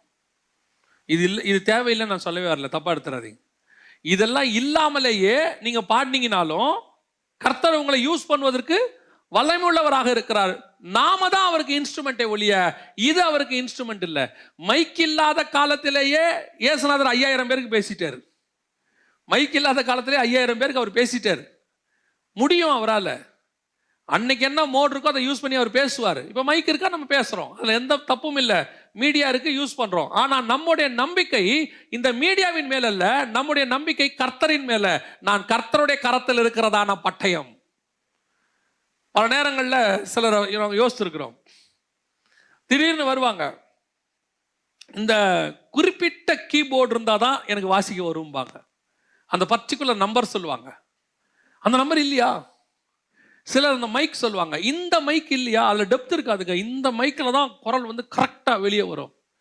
நீங்கள் பர்ஃபெக்ஷன் பார்க்கறது தப்பு இல்லை, அங்கே இல்லைன்னா அதனால ஊழியம் பண்ண மாட்டேன்னு சொல்கிறேன் பார்த்தீங்களா, அதுதான் தப்பு. நம்ம எதையுமே பர்ஃபெக்ஷன் பார்க்கறது தப்பே கிடையாது. நம்மளை விட தேவன் தான் ரொம்ப அழகாக பர்ஃபெக்ட் பார்க்குறவர். ஆசாரிப்பு கூடாரம் கட்டும்போது மோஸ்ட் பர்ஃபெக்டாக அவர் கேட்குறாரு, இப்படி தான் பண்ணணும்னு. ஸோ தேவன் அதை பர்ஃபெக்ஷன் பார்க்கக்கூடாதுன்னு சொல்லலை. ஆனால் அது இல்லாவிட்டால் நான் ஊழியம் பண்ண மாட்டேன், என்னால் முடியாது, என்னால் செய்ய முடியாது. அப்போ நம்ம இன்ஸ்ட்ருமெண்ட்டை நம்பிட்டோம், தேவனை நம்பலைன்னு அர்த்தம். இப்போ நீங்களும் நானும் கர்த்தருடைய கரத்தில் இருக்கிற பட்டயமா இருக்கிறோமா, கோலியாத்தின் கையில் இருக்கிற பட்டயமா இருக்கிறோமான்றது கொஞ்சம் யோசித்து பார்க்கணும். இந்த கோலியாத்தின் பட்டயம் தாவீதின் கைக்கு மாறும்போது அது கோலியாத்தை வெட்டும். அது கோலியாத்தின் கையிலே இருக்குமானால் தேவ ஜனங்களை வெட்டும். இப்போ நம்ம என்ன செய்ய போறோம்? ஜனங்களை மீட்பதற்கென்று நீங்களும் நானும் தேவன் கைக்கு வரப்போறோமா, இல்லை ஜனங்களை நரகத்துக்கு தள்ளுவதற்கென்று நம்ம டேலண்ட்டை யூஸ் பண்ண போறோமா? எண்ட் ஆஃப் த டே அதான் ரொம்ப முக்கியமான ஒரு விஷயம். இந்த பட்டயம் இருந்த இடத்தை ஒரு இடத்துல அவர் சொல்றார். நான் அதை சொல்லிட்டு அந்த வசனத்தை விவரமாக சொல்லிட்டு நான் முடிக்க விரும்புகிறேன். அந்த 1 சாமுவேலின் புஸ்தகம் 21ஆம் அதிகாரம் 9வது வசனத்தை திருப்பி வாசிங்க பார்ப்போம். 1 சாமுவேல் 21:9. நீர் கொன்ற கோலியாத்தின் பட்டயம் ஏபோத்துக்கு பின்னாக ஒரு புடவையிலே சுருட்டி இருக்கு. நல்லா கவனிங்க, இந்த பட்டயம் ஒரு காலத்துல வல்லமையா பயன்பட்டுச்சு. எங்க தாவீது கையிலேயே வல்லமையா பயன்பட்டுச்சு. தாவீது அதை எடுத்து என்ன பண்ணாரு? கோலியாத்தை அடிச்சார், வீழ்த்தினார், தலையை வெட்டிட்டார், தனியா எடுத்துக்கிட்டார். ஆனா அதுக்கப்புறம் அந்த பட்டயம் கொஞ்ச நாள் என்ன ஆயிடுச்சு? என்ன ஆச்சுன்னே தெரில. கொஞ்ச நாள் அந்த பட்டயம் என்ன ஆயிடுச்சு? காணாமல் போயிடுச்சு. அந்த பட்டயம் அப்படியே எங்க போச்சு, என்ன ஆச்சு தாவீதுக்கும் தெரில. நிகரில்லாத பட்டயம்தான். கொஞ்ச நாள் அந்த பட்டயத்தை மறைத்து வைத்திருந்தார். அந்த மறைவான நேரம் இருக்குல்ல, அந்த கர்த்தர் உங்களை கொஞ்ச நாள் மறைச்சு வைக்கிற நேரம், அது உங்க வாழ்க்கையில ரொம்ப முக்கியமான ஒரு நேரம். நமக்கு எப்பவுமே உலக பிரகாரமா படிச்சு முடிச்ச உடனே நான் என்னவாயிரணும்? வேலைக்கு. அதுவும் இப்பெல்லாம் எப்படின்னா ஃபைனல் இயர் படிச்சுக்கிட்டு இருக்கும் போதே என்ன வந்துடணும்? Campus interview. முடிச்ச உடனே அப்படியே வேலை. சிலர்லாம் படிச்சுக்கிட்டு இருக்கும் போதே வேலை. சில கம்பெனிக்காரெல்லாம் இன்டர்வியூ வச்சு என்ன செய்யறான்? படிச்சுக்கிட்டு இருக்கும் போதே வேலை. அதை பார்க்கும்போது நமக்கும் என்ன தோணுது? ஐயோ, நமக்கு இன்னும் வேலை கிடைக்கலையே, முடிச்சு 1 மாசம் ஆச்சு, 15 நாள் ஆச்சு அப்படின்னு சொல்லி நம்ம என்ன நினைக்கிறோம்? அடுத்து நம்ம போனோம் அப்படின்னு. ஆனா தேவன் என்ன செய்யறாரு? ஒரு குறிப்பிட்ட காலம் வரைக்கும் நம்மை மறைத்து வைக்க விரும்புகிறார். அந்த மறைவான காலம் இருக்குல்ல, அதுதான் உங்களை உயர்த்துவதற்கான ஒரு காலம். உங்ககிட்ட டேலண்ட் இருக்கும், நீங்க ப்ரூஃபும் பண்ணியிருப்பீங்க. இன்னைக்கு வாலிபர்கள்லாம் என்னன்னா, சபையில் வராங்க, தங்களுடைய டேலண்டோட கூட வரீங்க. உங்க டேலண்ட்டை சபை உடனே பயன்படுத்தணும்னு நினைக்கிறீங்க. அந்த சபையில் போறீங்க, ஒரு 3 வாரம் 3 மாசம் போறீங்க. உடனடியாக நாங்கள் என்ன செய்யணும்? அந்த டேலண்ட் அந்த சபை யூஸ் பண்ணிக்கணும், எங்களை எடுத்து பயன்படுத்தணும். உடனே இல்லையா? உடனே அப்படியே நேராக எங்கேயாவது ரெக்கார்டிங் வாசிக்கிறவங்ககிட்ட போயிட்டு, நான் நல்லா கிட்டார் வாசிப்பேன், நான் நல்லா பேஸ் கிட்டார் வாசிப்பேன், நான் கீபோர்டு வாசிப்பேன் அப்படின்ட்டு தங்கள் டேலண்ட்டை காட்டி பயன்பட விரும்புகிறார்கள். உடனடியாக அவங்க என்ன செய்ய விரும்புகிறாங்க? பயன்பட விரும்புகிறார்கள். நான் சொல்றேன், பயன்படுவதற்கு ஒரு காலம் இருக்கிறது. அது வரைக்கும் உங்களை உருவாக்குவதற்கு ஒரு காலம் இருக்கிறது. இந்த உருவாக்குற காலம் இருக்குல்ல, அந்த உருவாக்குற காலம் வரைக்கும் நீங்கள் கொஞ்சம் எங்க இருக்கணும்? ஏபோத்துக்கு பின்னாக சீலையில சுத்துக்கணும். சீலைங்கிறது என்னன்னு கேட்டீங்கன்னா, உங்க எல்லாருக்கும் தெரியும். யோவான் 13ல் இயேசு கிறிஸ்து கால் கழுவுறதுக்கு முன்னாடி என்ன கட்டிக்கிட்டாரு? சீலையை கட்டிக்கிட்டார். அதோட அர்த்தம் என்னன்னா, அடிமைத்தனம், தாழ்மை. கொஞ்ச நாள் நீங்க கொஞ்சம் என்ன செய்யணும்? தாழ்மையோட காத்திருக்கணும். இப்ப இருக்கிறவங்களுக்கெல்லாம் உடனே மேல வந்துடணும், உடனே ப்ரொபகண்டா ஆயிடணும், உடனே ஃபேமுக்கு வந்துடணும், உடனே 4 பேர் பார்த்து ரொம்ப நல்லா இருக்கு தம்பி உங்களுடைய மெசேஜ், உங்களோட பாட்டு ரொம்ப நல்லா இருக்கு, உங்களுடைய மியூசிக் ரொம்ப நல்லா இருக்குதுன்னு உடனே மேல வந்துடணும். ஏற்ற காலத்தில் உயர்த்தும்படிக்கு அவருடைய பலத்த கரத்துக்குள் அடங்கி இருன்னு வசனம் சொல்லுது. உங்ககிட்ட டேலண்ட் இருக்குதா? கொஞ்ச நாள் வெயிட் பண்ணுங்க. தேவனுக்கு தேவை உங்க டேலண்ட் இல்ல, நீங்க தான். ஏன் சொல்றேன்னா, ஒரு மனுஷனுடைய உயர்வுக்கு டேலண்ட் எவ்வளவு காரணமா இருக்குதோ, அவனுடைய வீழ்ச்சிக்கும் டேலண்ட் காரணமா இருக்கும். உங்ககிட்ட இருக்கிற டேலண்ட் உங்களை உயர்த்த மட்டும் செய்யாது. கொஞ்சம் ஏமாந்துச்சுன்னா பட்டயம் உங்களையே வெட்டும், உங்களையே வீழ்த்தும். நான் சொல்லுவேன், இந்த டேலண்டால உயர்ந்தவனை விட இந்த டேலண்டால வீழ்ந்தவன் தான் அதிகம். ஏன்னா அந்த டேலண்ட்டை மேலே கொண்டு வரும்போது உடனே சாத்தான் என்ன பண்ணுவான் தெரியுமா? ஒரு 10 பேரை கூட்டிட்டு வருவான். 10 பேரை கூட்டிட்டு வந்து அப்படியே உங்களை புகழ்ச்சி பேசி, ஐயோ உங்களை மாதிரி இந்த பாட்டை அப்படி நெளிவு சுழிவோட பாடுறதுக்கு யாருமே இல்லை போங்க அப்படின்ட்டு அடுத்து அவங்க தூதர்களை அனுப்பிக்கிட்டே இருப்பான். பயங்கரங்க, சூப்பருங்க அப்படிங்க, கிடுகிடுன்னு என்ன ஏறும் மண்டையில, 2 கொம்பு வேகமா முளைக்கும். அதுக்கப்புறம் நம்ம நல்லா பாட ஆரம்பிச்சா எவன் பாடினாலும் நமக்கு தப்பா தெரியும், எவன் பாட்டி நம்ம கேட்கவும் மாட்டோம். என்ன பாடுறாங்க அப்படின்றோம். கர்த்தர் என்ன நினைக்கிறாருன்னா, எவ்வளவு உயரத்துக்கு கொண்டு போனாலும் அந்த பெருமையை, அந்த புகழ்ச்சியை தாங்கக்கூடிய அளவுக்கு நீ தயாராகி விட்டால் கர்த்தர் உன்னை கொண்டு போய் மேலே உட்கார வைப்பதற்கு எந்த தயக்கமும் இல்லை. நாம என்ன நினைக்கிறோம்? நான் மேலே வரணும், புகழ்ச்சியா. அந்த புகழ்ச்சி உனக்கு வீழ்ச்சியாய் மாறிவிடக் கூடாதுன்னு கர்த்தர் நினைக்கிறார். அது நார்மல். ஒரு மனுஷன் அப்படி புகழ்ந்த உடனே ஆட்டோமேட்டிக்காக இருதயத்துக்குள்ள என்ன வரும்? சந்தோஷம் வரும். அந்த சந்தோஷத்தோடு நிறுத்திடணும். சந்தோஷத்துக்கு அடுத்து என்ன வரக்கூடாது? பெருமை வரக்கூடாது. அப்படியே வந்து சொல்லுவாங்க, ஐயோ என்னங்கிறீங்க, எப்படி இந்த மாதிரிலாம் மெசேஜ் கொடுக்குறேன்பாங்க. நான் சோத்திரம் சோத்திரம் சோத்திரம், ஆண்டவரே ஆள் அனுப்பியிருக்கான், சோத்திரம் ஆண்டவரே. சிலர்லாம் வந்து சொல்லுவாங்க, இந்த ஒரு பாயிண்ட் ஒன்று எடுத்தீங்க பாருங்க, வா வா ஓ வா வான்றுவான். அவன் பாட்டு அப்படியே அவனே பார்த்துட்டே இருப்பேன்.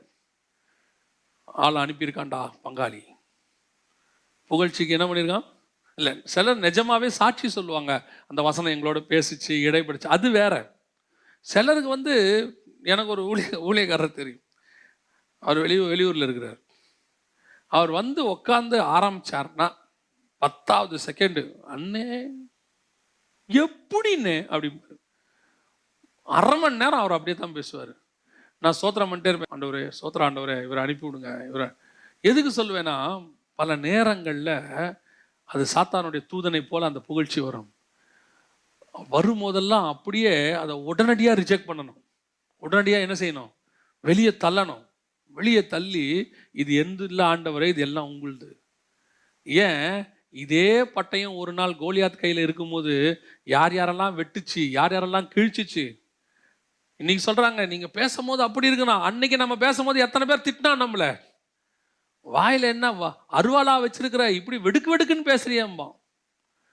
வாயிலேருந்து கெட்ட வார்த்தை வரும்போது சொல்றான், இவ்வளோ மோசமா கெட்ட வார்த்தை பேசுற, எப்படா நீலாம் மனுஷனா இருக்கேன்பா. ஏன்னா நம்ம நாக்கு அவ்வளோ மோசமா பேசிக்கிட்டு இருந்துச்சு. இன்னைக்கு நன்மையானதை பேசும்போது புகழ்ச்சி வருது.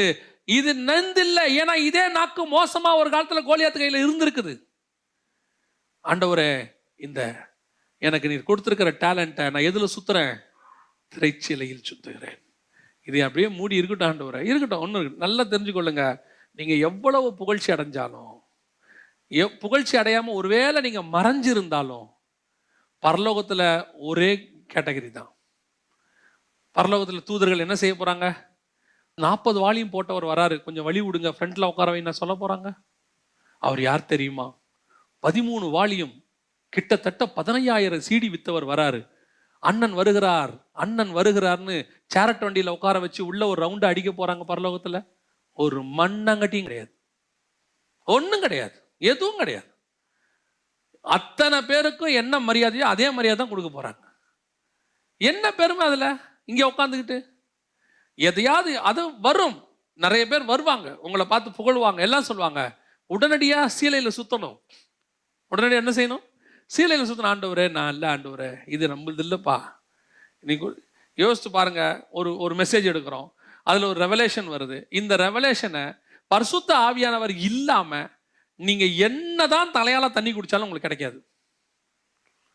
உண்மையை சொல்வேன். நீங்க ஒரு நல்ல பாட்டு பாடுறீங்க, இந்த பாட்டுல ஒருத்தர் ரட்சிக்கப்படுறான் அப்படின்னா உங்க குரல்னால கிடையாது, அதுல உள்ள அபிஷேகம். அந்த அபிஷேகம் உங்களது இல்ல, பரிசுத்த ஆவியானவர். அதுல என்ன நமக்கு பெருமை வேண்டி இருக்குது? இன்னைக்கு இந்த பெருமை தான் கிறிஸ்தவத்துல பயங்கரமான வீழ்ச்சி. ஆண்டவர் பார்க்கிறாரு, பட்டயம் கோலியாத்துக்கிட்ட இருந்து வந்துருச்சு என் கைக்கு. ஆனா இந்த கோலியாத் கொஞ்ச நாள் இந்த பட்டயம் என்ன செய்யுது, கொஞ்ச நாள் அமைதியா வைக்கிறேன். அவர் உயர்த்துற வரைக்கும் அமைதியா இருங்க. ஏன், உங்க டேலண்ட்டை வச்சு ஆண்டவர் பயன்படுத்துறதை விட நீங்க அவருக்கு ரொம்ப முக்கியம், உங்க ஆத்மா ரொம்ப முக்கியம். புகழ்ச்சி வரும்போது, பணம் வரும்போது நீங்க விழுந்துடக்கூடாதுன்னு அவர் என்ன செய்யறாரு, உங்களை பொறுமையா வைக்கிறாரு. நீங்க என்ன பண்ண மாட்டீங்க, அந்த பொறுமைக்கு வெயிட் பண்ண மாட்டீங்க. ஒரு காலத்துலலாம் ஊழியக்காரங்களை ஒரு 10 வருஷம் 15 வருஷம் காத்திருப்பாங்க தேவ சமூகத்துல. அவங்க 15 வருஷம் கழிச்சு தான் ஊழியக்காரனவே மாறுவாங்க. ஒரு மினிமம் 5 வருஷமாவது யார் கையிலாவது இருப்பாங்க. அவருக்கு அவங்க செருப்பு தச்சு போட்டதுல இருந்து, துணி துவச்சி போட்டதுல இருந்து எல்லா வேலையும் பார்த்துருப்பாங்க. அங்க இருந்து தாழ்மையை படிச்சுட்டு அதுக்கப்புறமா தான் அந்த அந்த கிருபையோட கூட வெளியே வருவாங்க. இன்னைக்கு ஒன்றும் கிடையாது. யாராவது சொல்லிடக்கூடாது, உங்களுடைய பாட்டு ரொம்ப நல்லா இருக்கு தம்பி அப்படின்னு சொல்லிடக்கூடாது. உடனடியா சிடி, உடனடியா ஃபேஸ்புக், உடனடியா யூடியூப் அப்லோட் பண்ணி எல்லாருக்கும் வாட்ஸ்அப்ல ஒரு ஃபார்வர்ட் பண்ணி எல்லாரும் அதில் வர ப்ளீஸ் ஷேர். ஏன் ஷேர் பண்ணோம், நல்லா இருந்தால் அவனே பண்ணிட்டு போகிறான். அதில் ஒரு சிலர்லாம் இன்னும் கொஞ்சம் கொடுமை, ஃபோன் பண்ணி வேணா கேட்பாங்க, ஷேர் பண்ணீங்களா? போய் சொல்ல முடியுமா? நான் சொல்லுவேன், நான் எந்தையே ஷேர் பண்ண மாட்டேன். எந்தையும் ஷேர் பண்ணவும் சொல்கிறது இல்லை, விட்டுருங்க, அதுவாக போட்டோம். கர்த்தர் நினச்சா என்ன செய்வார், ஒரே நாளில் உங்களை உயர்த்தி கொண்டு மேலே உட்கார வைக்கவும் கர்த்தர் வல்லமையுள்ள தேவனாக இருக்கிறார். மத்திய 4ஆம் அதிகாரத்தில் இயேசு கிறிஸ்து, நான் ஏற்கனவே சொல்லியிருக்கிறேன், மத்திய 4ஆம் அதிகாரத்தில் இயேசு கிறிஸ்து பிரசங்கம் பண்ணி முடிக்கிறாரு. பிரசங்கம் பண்ணி முடிக்கும் போது அவருடைய கீர்த்தி, கடைசி 2 வசனம் வாசிங்க, 4ஆம் அதிகாரம் மத்தேயு சுவிசேஷம் கடைசி 2 வசனம். அவருடைய கீர்த்தி, நல்ல கவனிங்க, இயேசு பேசுறது இஸ்ரவேலுக்குள்ள. கீர்த்தி எங்க பிரசித்தமாயிற்று?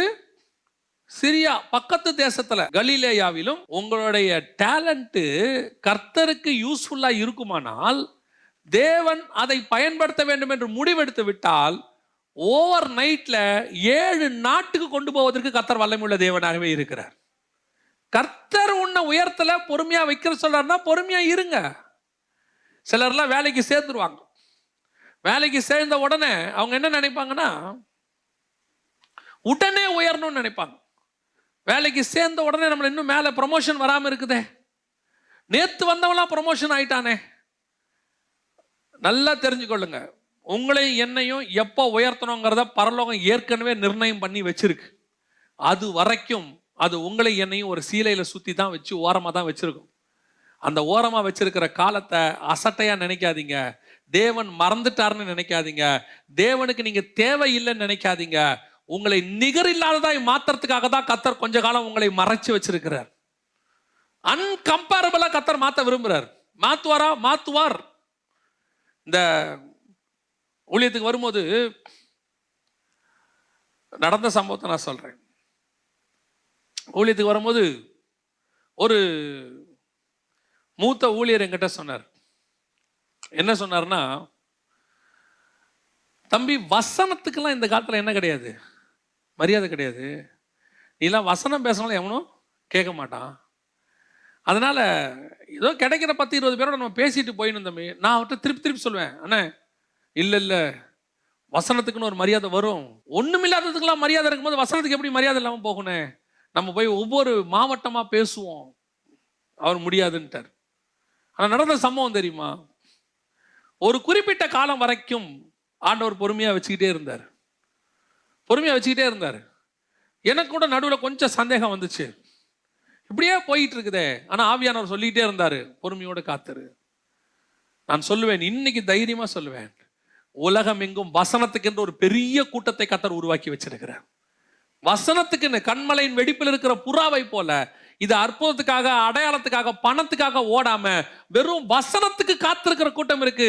நான் சொன்னேன், 100களில் இல்ல, 1000களில் இல்ல, லட்சங்களில கர்த்தர் உருவாக்கி வச்சிருக்கிறார். அப்படி ஒரு கூட்டத்தை, பல லட்சம் பேரை கர்த்தர் உலகத்துல உண்டாக்கி வச்சிருக்கிறார். போய் பாருங்க, வசனம் பேசுற ஊழியக்காரனுடைய யூடியூப் எடுத்து பாருங்க. அவங்களுடைய ஊழியங்கள்ல எந்த விதமான அற்புத அடையாளங்களும் இருக்காது. வெறும் பைபிள் ஸ்டடி, ஆழமான சத்தியம், அதை மட்டும், அதுல ப்ராஸ்பரிட்டி, பணம் கொடுப்பாரு, உன்னை உயர்த்துவார், அப்படி ஆக்குவார், இப்படி ஆக்குவார், எதுவுமே இருக்காது. அப்படி பேசுற ஊழியக்காரனுடைய யூடியூப்களை போய் எடுத்து பாருங்க. உலகமெங்கிலும் அப்படிப்பட்ட ஊழியர்களை கர்த்தர் உருவாக்கி வச்சிருக்கிறாரு. அவர்களுக்கு பின்னால் லட்சக்கணக்கான சப்ஸ்கிரைபர்ஸ் வச்சிருக்கிறாரு. இவர்கள் எல்லாம் வசனத்துக்காக அதில் சேர்ந்து இருக்கிறவர்கள். இப்படி ஒரு கூட்டத்தை கர்த்தர் உருவாக்கி வச்சிருக்கிறார். அதே தான் சொல்றேன், உங்ககிட்ட இருக்கிற டேலண்ட் உண்மை உள்ளதாக இருக்குமானால், கர்த்தருடைய நாமம் மட்டும் மகிமைப்பட வேண்டும் என்று நீ விரும்புவாயானால், அதற்கென்று ஒரு கூட்டத்தை கர்த்தர் நிச்சயமாய் ஒரு நாள்ல உருவாக்குவார். ஏன் பாட்டுக்கு உருவாக்குவார். சாராள் நவராஜ் அம்மா பாட்டுக்கு இன்னைக்கும் எத்தனை லட்சம் பேர் உட்கார்ந்துருக்கிறான். ஃபாதர் பெர்கமன்ஸ் பாட்டுக்கு எத்தனை லட்சம் பேர் உட்கார்ந்துருக்கிறான். ஒரு காலத்துல ஒரு பெரிய ஊழியர் அக்கார்டின் வாசிப்பார். அக்கார்டின் வாசிக்கும் போது ஒரு முறை ட்ரெயின்ல ஒரு அம்மா அவரை வந்து சந்தித்தாங்களாம். சந்திச்சுட்டு சொன்னாங்களாம், ஐயா, நீங்க அந்த அக்கார்டின் வாசிங்கிற ஸ்டைல், இதை பார்க்கறதுக்கு நான் எத்தனையோ மணி நேரம் டிராவல் பண்ணி வருவேன். என்ன அழகா வாசிக்கிறீங்க, நான் அந்த அக்கார்டிங்காகவே மீட்டிங்க்கு வருவேன்னாங்களாம். அவர் சொன்னாராம், எப்பொழுது இந்த அக்கார்டின் என் தேவனை பார்க்க விடாம என்ன பார்க்க வச்சுச்சோ, அதற்கு பிறகு இந்த அக்கார்டினை நான் தொட மாட்டேன்னு கீழே வச்சவர் தான் 5 வருஷம் அக்கார்டினை கையில் எடுக்கவே இல்லை அவர். ஏன்? உன்னுடைய இன்ஸ்ட்ருமெண்ட்டுக்கும் நீ வாசிக்கிற மியூசிக்குக்கும் ஒரு கூட்டத்தை கர்த்தர் உருவாக்கி வைப்பார், நீ தேவனுக்கு முன்பாக தாழ்மையுடையவனாய் இருந்தால். அதுதான் கர்த்தர் விரும்புறார். கர்த்தருக்கு தேவை என்ன? அவர் கையில் இருக்கிற பட்டயமா நீ இருக்கணும். உன்னை உயர்த்தும் போது நீ சாத்தான் கைக்கு திரும்பி போயிடக்கூடாது. இன்னைக்கு நம்ம கிறிஸ்தவத்துல உயர்த்தப்பட்ட பிறகு சாத்தான் கைக்கு போன எத்தனையோ பட்டயம் இருக்குது. சாத்தானுக்கு பயன்படுகிற எத்தனையோ பட்டயம். தேவனை விட்டு ஜனங்களை சினிமாவுக்கு நேரா திருப்புறோம். சினிமால இருந்து ஒரு காலத்துல சர்ச்சுக்கு ஜனங்களை கூட்டிட்டு வந்த காலம் போய் இன்னைக்கு சினிமாக்காரன் ஆற ஆட்டத்துக்கு ஜனங்களை திருப்பிக்கிட்டு போகிற கூட்டம் வந்துருச்சு. இது சாத்தான் கைக்கு போன பட்டயம். சினிமாக்காரனை மாதிரி ட்ரெஸ் பண்ற காலத்தை விட்டு தேவ ஜனங்கள் டீசெண்டா ட்ரெஸ் பண்ண காலம் போய் இப்ப சினிமாக்காரனை மாதிரி முடிவெட்டி ட்ரெஸ் பண்ணி போறதுக்கு இங்க இருக்கிற பட்டயங்கள் கூட்டிட்டு போகுது. இது யாரு? மீண்டும் கோலியாத்து கைக்கு போன தாவீதின் பட்டயம். ஒரு காலத்தில் அவர்கள் நிகரில்லாதவர்கள். உன்னையும் என்னையும் அப்படி ஏமாற்றக்கூடியவர்கள் இன்னைக்கும் இருக்கிறார்கள். உன்னையும் என்னையும் கர்த்தர் வேறு விதமாய் பயன்படுத்த விரும்புகிறார். நான் சொல்லுவேன், கிறிஸ்தவத்தினுடைய அடுத்த ஜெனரேஷன் நம்ம கையில தான் இருக்குது. நம்ம கையில தான் இருக்கு. உனக்குள்ள விதை தப்பான விதையா விழுந்துருச்சுன்னா முளைக்கிறது தப்பா தான் முளைக்கும். ஃபேமை பார்த்து விரும்பாத, புகழ்ச்சியை விரும்பாதீங்க, 4 பேர் புகழணும்னு விரும்பாதீங்க. என் டேலண்ட்டு எல்லாருக்கும் அப்படியே பார்த்து அப்படியே பிரமிக்கத்தக்கதா இருக்கணும் நினைக்காதீங்க. ஆண்டவரே இது உமக்கு பயன்படணும்னு மட்டும் நினைங்க. அதை 4 பேருக்கா 40 பேருக்கா 4000 பேருக்கா 4 லட்சம் பேருக்கா என்பதை கர்த்தர் டிசைட் பண்ணுவார். கர்த்தர் நம்மளை உயர்த்தக்கூடாதுன்னு நினைக்கவே இல்லை. ஆனா கர்த்தர் நினைக்கிறாரு, உயர்த்தப்பட்டாலும் எத்தனை பேர் எங்கிட்ட வந்தாலும் நீ என்னை விட்டு போயிடக்கூடாதுன்னு கர்த்தர் நினைக்கிறார். இன்னைக்கு நிறைய பேர் ஆண்டவர் பக்கம் திருப்பிட்டு அவங்க காணாம போயிட்டாங்க. மோசே கண்மலையை அடிச்சாரு, தண்ணி வந்துச்சு, எல்லாருடைய தாகமும் தீர்ந்துருச்சு. ஆனா மோசே மட்டும் கானானுக்கு போகாம போயிட்டாரு. அது வேஸ்ட் இல்ல? அநேகர் என்னிடத்துல ஓடி வந்து என்ன சொன்னாங்களாம்? உம்முடைய நாமத்தினாலே பிசாசுகளை துரத்தினோம் அல்லவா, உம்முடைய நாமத்தினாலே தீர்க்க தரிசனம் உரைத்தோம் அல்லவா. ஆனா முடிவு என்னது? உங்களை அறியேன். இன்னைக்கு நிறைய பேருடைய லைஃப் அப்படிதான் போயிட்டு இருக்குது. உங்களை அறியேன். நான் இப்படி போயிட்டேன். நிறைய பேர் ஆண்டவர் பக்கம் திருப்பினாங்க, அவங்க காணாம போயிட்டாங்க. ஏன்? அந்த பட்டயம் தாவீதின் கையிலிருந்து மீண்டும் எங்க போயிருச்சு? கோலியாத்தின் கைக்கு போயிருச்சு. கடைசியாக அந்த பட்டயத்தை திரைச்சீலையில் மட்டும் சுத்தல, இன்னொன்னுலையும் சுத்தி வச்சிருந்தாங்க. வாசிங்க அதே வசனத்தை திருப்பி வாசிங்க. 1 சாமுவேல் 21ஆம் அதிகாரம் 9வது வசனத்தை வாசிங்க பார்ப்போம். நீர் கொன்ற கோலியாத்தின் பட்டயம் இருக்கிறது, அதை ஏபோத்துக்கு பின்னாக ஒரு புடவையிலே சுருட்டி இருக்கு. நல்லா கவனிங்க. ஏபோத்துங்கிறது என்னது? ஆசாரியனுடைய ட்ரெஸ்ஸு. உன்னுடைய பட்டயம், உங்ககிட்ட இருக்க டேலண்ட்டு, நீங்க எதுல சுத்தப்பட்டிருக்கிறீங்க? முதல்ல தாழ்மை இருக்கணும். இது 2வது, உங்களுக்கு ஒன்று நல்லா தெரியணும். நான் தான் கடைசியா உங்களுக்கு சொல்ல விரும்புகிற மிக முக்கியமான பாயிண்ட். நல்லா தெரிஞ்சுக்கொள்ளுங்க. உங்ககிட்ட கொடுத்துருக்கிற டேலண்ட்டு, உங்ககிட்ட கொடுத்துருக்கிறதான வேற எந்த ஒரு திறமையோ எந்த ஒரு காரியமோ முழுக்க முழுக்க கர்த்தருடைய ஊழியத்திற்கு மட்டுமே. இது வேற எதற்காகவும் கிடையாது. நான் சொல்ல உங்களுக்கு புரியுதா? இந்த பட்டயத்தை கர்த்தர் நம்மளை எதுக்கு சுத்தி வச்சிருக்கிறார்? எதுல சுத்தி வச்சிருக்கிறாரு? ஏபோத்துல சுத்தி வச்சிருக்கிறார். ஏபோத்னா ஊழியக்காரனுடைய ட்ரெஸ், ஆசாரியன் போட்டிருக்கிற ட்ரெஸ். இப்ப இந்த பட்டயம் எதுக்குள்ள இருக்குது? இப்ப ஆசாரியனுக்கு பதிலாக பட்டயம் இருக்கு உள்ள. அப்போ ஆரோன் அது உள்ள இருக்கான். இப்ப ஆரோன் இல்ல. இப்ப அந்த ட்ரெஸ்க்குள்ள எது இருக்குது? பட்டயம் இருக்கு. நீங்களும் நானும் இருக்கிறோம். உங்களை என்னையும் கர்த்தர் எதுக்குள்ள வச்சிருக்கிறாரு? உன் டேலண்ட், நம்முடைய திறமை, நம்மகிட்ட இருக்கக்கூடியதான எந்த ஒரு மேன்மையான காரியங்கள் அத்தனையும் கர்த்தருடைய ஊழியத்திற்கு என்று மட்டுமே. இன்னைக்கு நம்ம கிட்ட கொடுத்திருக்கிற இந்த டேலண்ட், இது எல்லாத்தையும் எந்த கவர்ல வச்சிருக்கிறீங்க நீங்க? இன்னைக்கு கிறிஸ்தவத்துல 2 விதமான ஊழியம் இருக்கு. 2 விதமா இருக்கு. ஒன்று, தேவனுக்கென்று ஊழியம் பண்ணக்கூடிய ஊழியர்கள் ஒன்று. இன்னொன்னு என்டர்டைன்மெண்டா மினிஸ்ட்ரி பண்றவங்க ஒன்று. ஜனங்களை மகிழ்விச்சு ஜாலியா நடத்தி அவங்கள வந்துட்டு ஒரு என்டர்டைனா வச்சுக்கிட்டு பண்ணக்கூடிய ஊழியர்கள் ஒரு பக்கம் இருக்கிறாங்க. இன்னொன்று, தேவனுக்கென்று அவர்களை வைராக்கியமாய் உருவாக்கி வசனத்தில் நிறுத்தி அவர்களை கொண்டு போய் பரலோகத்தில் சேர்க்கக்கூடியதான ஊழியம் ஒன்று. ஒன்று மினிஸ்ட்ரி, இன்னொன்று என்டர்டைன்மெண்ட். இந்த மினிஸ்ட்ரியை தேவ சித்தத்தோடவும் செய்யலாம், என்டர்டைன்மெண்ட்டாகவும் செய்யலாம். இன்னைக்கு உலக பிரகாரமா அப்படித்தான் எல்லாத்துலேயும் உண்டு. ஆனால் கிறிஸ்தவத்தை பொறுத்த வரைக்கும் இந்த ஊழியத்தில் என்டர்டைன்மெண்ட் ஒன்று கிடையவே கிடையாது. there is no entertainment ministry. ஜனங்களை சந்தோஷமாய் வைக்கிறதுக்கான ஊழியம் இங்கே இல்லை, அதுக்குன்னு ஒரு ஊழியம் இல்லை. இங்கே சந்தோஷமா இருக்கிறதுக்கு, சமாதானமா இருக்கிறதுக்கு எல்லாம் போதிக்கப்படும். ஆனா உங்களை உலக பிரகாரமா சந்தோஷமா வைக்கிறதுக்கு என்ன கிடையாது, அப்படி ஒரு மினிஸ்ட்ரி கிடையாது. என்டர்டைன்மெண்ட் அப்படின்னா தமிழ்ல பொழுதுபோக்கு. ஆனா இங்க வசனத்தின்படி கடைசி காலம் ஆயிடுச்சு, நாட்கள் பொல்லாதவைகளானபடியினாலே காலத்தை புரோஜனப்படுத்து. இங்க பொழுதுபோக்கே கிடையாது, புரோஜனப்படுத்துதான் இருக்கு. புரோஜனப்படுத்துற மினிஸ்ட்ரி ஒன்று இருக்கு, பொழுதுபோக்குகிற மினிஸ்ட்ரி இருக்கு. 2 மணி நேரம் இன்னைக்கு ஆராதனை, அட்டி ஆட்டம் பாட்டம், ஆடி பாடி டயர்ட் ஆகி வேர்த்து விறுவிறுத்து தண்ணி சோடா ஜூஸ் வரைக்கும் குடிச்சு வரும்போது பையன் பயங்கர என்டர்டைன் ஆகி வருவான். செம்ம ஜாலியா இருந்துச்சு, ஒரே இன்ட்ரெஸ்ட். இப்ப நாங்க சினிமா பாட்டு கேட்கல, நாங்க என்ன செய்யல, அருவருப்பான காரியங்கள்லாம் எதுவும் செய்யல. ஆனா ஃபுல்லி கிறிஸ்டியன் பேஸ். ஆனா நடந்தது எல்லாம் என்னது, entertainment. There is no entertainment ministry. அப்படி ஒன்று கிடையவே கிடையாது, பைபிளில் கிடையாது, அப்படி எதுலையுமே கிடையாது. இங்க இருக்கிறது எல்லாமே காலத்தை பிரயோஜனப்படுத்துற ஊழியம் தான் இருக்கு. உன் மைண்ட்ல நீ ஆடினது நிக்காது, நீ குதிச்சது நிக்காது, நீ பரபர பரபரன்னு கத்துனது நிக்காது. ஆனா உன் இருதயத்துல போட்ட இந்த வசனம் உன் வாழ்க்கையினுடைய முடிவு வரைக்கும், ஊழியத்தின் முடிவு வரைக்கும் பேசும். ஒருவேளை அது விதைக்கப்படும் போது கொஞ்சம் கடினமாக இருக்கும், ஏற்றுக்கொள்றதுக்கு கொஞ்சம் கஷ்டமா தான் இருக்கும். ஆனா நாங்கள் வைத்து கொடுக்கிற இந்த பட்டயம் இருக்குதே, ஏபோத்துக்குள் வைத்து கொடுக்கிறோம். இது ஊழியத்துக்கென்று வைத்து கொடுக்கப்படுகிறது. இது உங்களை என்டர்டைன் பண்றதுக்கெல்லாம் இல்லை, உங்ககிட்ட நல்ல பேர் வாங்கறதுக்கு இல்லை. ஆனா எனக்கு தெரியும், இங்கே ஒரு கூட்டம் அடுத்த ஜெனரேஷனுக்கு கண்டிப்பாக எழும்பும். யாருக்குள்ளேயோ கத்தர் ஆழமா விதை போட்டுக்கிட்டு இருக்கிறாரு. எனக்கு தெரிஞ்சு வசனம் ஒரு இடத்தில் விருதாவாய் போடப்பட்டதே கிடையாது. அங்கே ஏதாவது ஒரு நல்ல நிலம் கண்டிப்பாக இருக்கும். அதுக்குள்ளே போடப்படுகிற வசனம் முளைக்கும். அதில் வரக்கூடிய கனியை புசிக்கக்கூடிய ஒரு கூட்டத்தை கத்தர் ஒரு நாளிலே ஒரு நாள் உருவாக்குவார். அதான் நிஜம். நாங்கள் ஒருத்தருக்கு பேர் வச்சோம். என்ன பேர் வச்சோம்னா, 3 நாள் ப்ரேயர் மீட்டிங். அவர் கூப்பிடுவார்.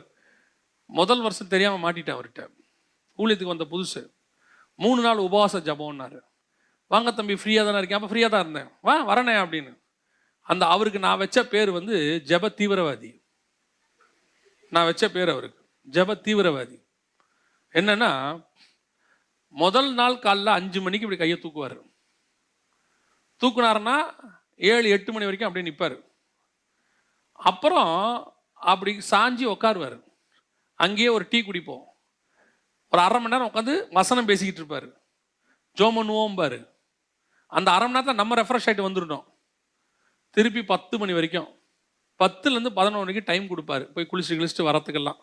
அதான் ஃபாஸ்டிங் ஆச்சே, சாப்பிட்றதுக்கு வழியே கிடையாது. அதுவும் அவர் எங்கே வைப்பார் தெரியுமா? ஒரு காட்டுக்குள்ளே ஒரு கெஸ்ட் ஹவுஸில். நீங்கள் மரத்தில் ஏறி பழம் தின்னு சாப்பிட்டா தான் உண்டு.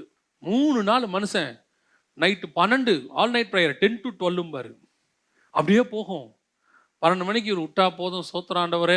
அப்படி 12 மணிக்கு முடியும் போது கேட்பார், ஜெகன் அந்த ரெவலேஷனில் ஒன்று இருக்குதே அப்படின்னு ஆரம்பிப்பார். எனக்கு கண்ணெல்லாம் சொக்கும். 1 மணி நேரம் பேசுவார். சரி, நீங்கள் ரொம்ப டயர்டாக இருக்கீங்க, இப்போ தான் உங்களுக்கு தெரிஞ்சிச்சா? நான் ரொம்ப நேரமாக அப்படித்தானே உட்காந்துருக்கேன், போய் படுத்துக்குங்க அப்படிம்பார். படுத்து முடிப்போம். 3 மணிக்கு பக்கத்தில் உட்காந்துட்டு சோதரம் சோதரம் சோதரம் பாரு. நம்ம கேட்காம படுத்துருந்தோம்னு வச்சுக்கோங்க, ஒரு 1/2 மணி நேரம் கழிச்சு, ஆத்மாலாம் அழிதாண்டவரே, ஊழியக்காரெல்லாம் தூங்கிட்டு இருக்கானே, இவெல்லாம் என்ன ஆமா ஆண்டவரே பாரு. அதுக்கு மேலே தூக்கம் வராது. ஏன்னா அவர் அதுக்கு மேலே வேற என்ன சொல்லுவாருன்னு தெரியாது. பிசாஸ்ட்டை பிடிச்சி கொடுத்தாலும் கொடுத்துருவார் போல தெரியல. 3 நாள் வெறுத்துறோம் வாழ்க்கை. ஆனால் நான் சொல்லுவேன், 1 வருஷம் பண்ணுவதற்கு தேவையான மொத்த ஊழியத்துக்கான சார்ஜையும் அந்த 3 நாள் அந்த மனுஷன் ஏற்றி அனுப்புவார் அந்த ஜபத்துக்குள்ள. அப்படிப்பட்ட ஜப வீரர்கள் இன்னைக்கு இல்லை. அன்னைக்கு எங்களுக்கு அது கஷ்டமா இருந்துச்சு. இப்பவும் சொல்லுவேன், அப்படிப்பட்ட ஒரு ஜப வீரன் எனக்கு துணையாய் கிடைத்தால் நலமா இருக்கும். மாசத்துக்கு 3 நாள் கிடைச்சா கூட நலமா இருக்கும். இப்ப தேடுறோம், கிடைக்கல. அதுதான் உண்மை. நல்லா வசனம் படிங்க, நல்லா ஜெபம் பண்ணுங்க, கர்த்தர் உயர்த்துற வரைக்கும் காத்துருங்க. உங்ககிட்ட கொடுத்த டேலண்ட் உங்களுக்கு இல்லை, கர்த்தருக்கு. உங்களுக்கு கொடுத்த டேலண்ட் உலகத்துக்கு இல்லை, கர்த்தருக்கு. அவர் உயர்த்துகிற வரைக்கும் பொறுமையா காத்துருங்க. பணத்துக்காகவும் புகழுக்காகவும் அடிமையாகவே ஆகாதீங்க. ஒரே ஒரு காரியம், நான் தேவனுக்காக பூமிக்கு வந்தேன், என் தேவனுக்காக நான் பூமியை விட்டு வெளியே போவேன். அல்லேலூயா. நாம ஜெபம் பண்ண போகிறோம். எல்லாரும் தேவ சமூகத்துல கண்களை மூட போகிறோம். ஆண்டவரை நோக்கி பார்க்க போகிறோம். இதுவரைக்கும் நாம் யார் கையில் இருந்திருக்கிறோம்? கர்த்தர் உங்களையும் என்னையும் மீட்டு இருக்கிறார். சாத்தானின் தலையை நசுக்கி கோலியாத்தின் பட்டயமாக இருந்த நம்மை ஒரு நிகரில்லாத பட்டயமாக உருவாக்க வேண்டும் என்று கர்த்தர் விரும்புகிறார்.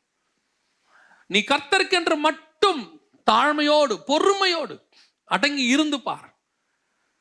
எங்கேயோ தமசுக்கு போன வழியில தடுக்கி விழுந்தவன் ஒருத்தன், கொஞ்ச நாள் குருடா இருந்து சுகமானவன், சரீர பாடுகள் பட்டவன், ஏதோ ஒரு ஜெயிலுக்குள்ள எழுதுனது இன்னைக்கு கோடி கணக்கானவங்களை பரலோகத்துக்கு கொண்டு போகிற பைபிளா மாறிடுச்சு. பைபிளா மாறிடுச்சு. ஆண்டவரே என்னை விட்டு போயிடுங்கன்னு சொன்னவன், நான் லாக்கிப்பட மாட்டேன்னு சொன்னவன், ஒரு நாள் பயந்து மறுதளிச்சவன், கர்த்தருக்காக படிக்க தெரியாது கல்லாதவர்னு பேர் வாங்கினவன், அதுக்கு பிறகு கர்த்தருக்காக எழும்பி பிரகாசிச்சு இன்னைக்கு அவனுடைய புக்கத்தான் சயின்டிஸ்ட் எல்லாம் வச்சு ஆராய்ச்சி பண்ணிக்கிட்டு இருக்கிறான். ஏன் கர்த்தர் உன்னையும் அப்படி மாற்ற முடியாது? ஏன் கர்த்தர் உன்னை அப்படி உயர்த்த முடியாது? நீ ஏன் கோலியாத்து கையில பட்டயமா இருக்கணும்? கொஞ்ச நாள் கர்த்தருடைய கரத்துல இருந்து பார். உன்னை கொஞ்ச நாள் அந்த திரைச்சீலையில மறைச்சு வச்சிருப்பார் ஆண்டவர், சீலைக்குள்ள வச்சிருப்பாரு. கொஞ்ச நாள் உன்னை சீலையில மறைச்சு வச்சிருப்பாரு. தாழ்மையோடு காத்துரு, பொறுமையோடு இரு. உடனே உடனே நீ நினைக்கிற நேரத்தெல்லாம் உயர்த்த மாட்டார். அவருக்குன்னு ஒரு நாள் இருக்கு. அந்த நாள்ல உன்னை உயர்த்தும் போது இந்த உலகமே உன்னை பார்த்து சொல்லும், அவனுக்கு நிகர் இல்லை. அவனை மாதிரி பாட முடியாது, அவன் பாட்டுக்கு மாதிரி வேற பாட்டு இல்லை. இன்னைக்கு சொல்றாங்க சாராள் நவராஜ் அம்மா பாட்டு மாதிரி வேற பாட்டு இல்லை, அதற்கு நிகர் இல்லை, அதற்கு நிகர் இல்லை. ஸ்பர்ஜன் ஐயாவை பார்த்து சொல்றாங்க அவரை மாதிரி பிரசங்கம் பண்ணவே முடியாது, அதற்கு நிகர் இல்லை. ரெய்னார்ட் பாங்கேவை பார்த்து சொல்றாங்க அவருக்கு வரா மாதிரி கூட்டம் வரவே வராது, அதற்கு நிகர் இல்லை. கர்த்தர் அதே மாதிரி ஒரு நாளிலே ஒரு நாள் உன்னையும் சாட்சியாக நிறுத்துவார், உன் சபையையும் சாட்சியாக நிறுத்துவார். நீ அது வரைக்கும் அந்த சீலைக்குள்ள அடங்கிடு. அந்த பரிசுத்தவான்கள்லாம் எங்க இருக்குன்னே தெரியாம ஒரு காலத்துல மூளையில அடங்கி இருந்தவங்க தான் இன்னைக்கு நிகர் இல்லாதவர்களை கர்த்தர் மாற்றி இருக்கிறார். உன்னையும் அப்படி மாத்துவார். ஆனா ஒண்ணு மட்டும் மனசுல வச்சுக்கணும், எனக்கு கொடுக்கப்பட்டிருக்கிற எல்லாமே ஏபோத்துக்குள்ள ஊழியத்துக்கு என்று தான் நான் பயன்படுத்துவேன். இது எனக்கோ என் நாம உயர்த்துக்கோ என் ஊழியத்தை டெவலப் பண்றதுக்கோ நான் பணம் சம்பாதிப்பதுக்கோ எதிர்காலத்துக்காகவோ என் பிள்ளைகள் எதிர்காலத்துக்காகவோ எனக்கு கொடுக்கப்பட்ட இந்த வசனத்தையோ பாட்டையோ தாளந்தையோ இந்த ஊழியத்தையோ நான் பயன்படுத்த மாட்டேன். என் ஊழியம் பொழுதுபோக்குக்கு அல்ல, என் ஊழியம் வியாபாரத்திற்கு அல்ல, என் ஊழியம் கமர்ஷியல் ஆஸ்பெக்ட்ஸ்க்கு அல்ல, என் ஊழியம் கர்த்தருக்குரியது.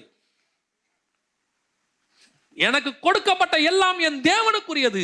அது ஏபோத்துக்குள் தான் இருக்கும், ஏபோத்துக்கு பின்னாடி தான் இருக்கும். அது வேற எதுக்கும் பின்னாடியும் போகாது, அது உலகத்துக்கு பின்னாடி போகாது, ராஜ வஸ்திரத்துக்கு பின்னாடி போகாது. பட்டயம் நியாயமா ராஜாவுக்கு பின்னாடி போகணும், ஆனா இது ஏபோத்துக்கு பின்னாடி போயிருக்கு. ஒரு காலத்துல இது கோலியாத்துங்கிறத பெரிய போர் சேவகனுக்கு பின்னாடி இருந்த பட்டயம், ஆனா இன்னைக்கு ஆசாரியனாகிய ஏபோத்தின் வஸ்திரத்துக்கு பின்னாடி இருக்குது. கர்த்தர் உன்னை உயர்த்த விரும்புகிறார். அவருடைய பலத்த கரத்துக்குள் அடங்கிரு. நீ நிகரில்லாத பட்டயமாய் கர்த்தர் உன்னை மாற்ற விரும்புகிறார். உன்னை ஒப்புக்கொடு ஆண்டவர்கிட்ட. ஆண்டவரே, நான் உமக்கென்று எதையாகிலும் செய்துவிட்டு பரலோகத்துக்கு வரணும் ஆண்டவரே. ஏதாவது எனக்கு நான் உங்களுக்குன்னு செஞ்சுட்டு வரணும்பா. ஒப்பு கொடுப்போமா? சர்வ வல்லமையுள்ள எங்கள் தகப்பனே, இந்த அருமையான நாளுக்காக உமக்கு ஸ்தோத்திரம். உங்களுடைய மகிமையுள்ள கரத்தில் ஒப்பு கொடுக்கிறோம் ஆண்டவரே. கொடுத்த சந்தர்ப்பத்திற்காக ஸ்தோத்திரம். இந்த வசனங்களை நாங்கள் போட்டிருக்கிறோம்ப்பா, தண்ணிக்கு மேலே போட்டிருக்கிறோம்ப்பா. இது சீக்கிரத்தில் பலன் கொடுக்கும் என்று நாங்கள் அறிந்திருக்கிறோம். நாங்கள் நட்டும் எங்கள் ஆவியானவர் நீர் பாய்ச்சுவீராக, எங்கள் தேவனாகிய கர்த்தர் விளையச் செய்வீராக. உடைய கிருபையுள்ள கரத்தில் தாழ்த்துகிறோம். வழி நடத்தும், நீர் மாத்திரம் மகிமைப்படும். எங்கள் ஆண்டவர் இயேசுவின் நாமத்தில் பிதா.